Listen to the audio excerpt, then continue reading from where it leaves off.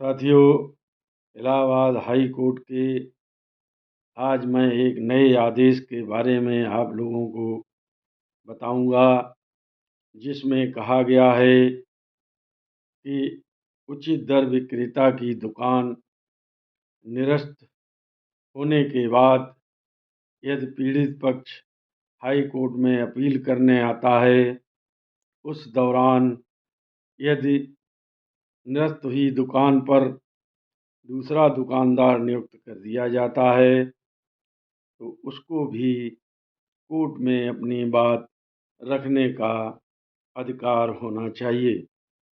साथियों, अभी तक राशन विक्रेताओं की जो दुकान निरस्त होती थी, उसके विरुद्ध राशन विक्रेता पहले तो आयुक्त महोदय के यहाँ अपनी अपील करता था।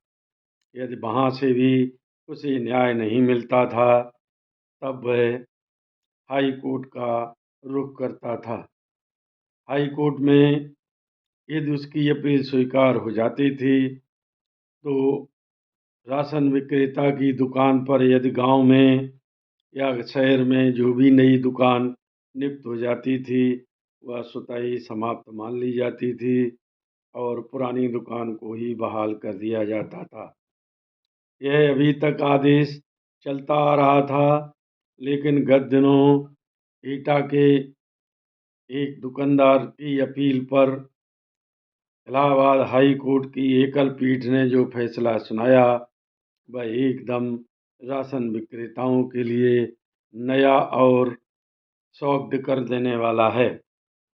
साथियों, एकल पीठ ने जो अपने आदेश दिया है, उसमें कहा है कि यदि निरस्त राशन विक्रेता की दुकान पर नया प्रस्ताव आकर कोई नई दुकान की नियुक्ति हो जाती है, तो पुराने विक्रेता की अपील स्वीकार करने से पहले जो नए राशन विक्रेता की नियुक्ति हुई है, उसको भी सुने बगैर कोई आदेश पारित नहीं करना चाहिए। साथियों, इससे यह सिद्ध हो गया है कि यदि हम लोग अपील में जाएं, जिनकी दुकान निरस्त हुई है, तो वहाँ पर यदि कोई नई दुकान बन गई है, तो उसको भी हमको पार्टी बनाना होगा, तभी न्यायालय इसमें कोई आदेश करेगा।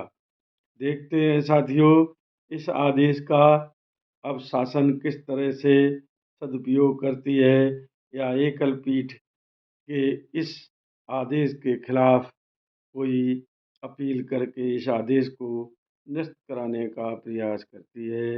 यह एक नए तरीके का आदेश है। साथियों, इससे अब जो राशन विक्रेता पीड़ित होंगे, उनको नुकसान ही होने की संभावना है, ऐसा मेरा मानना है। साथियों, मेरी बात किसी को अनुचित लगी हो तो क्षमा। नमस्कार। जय हिंद, जय भारत।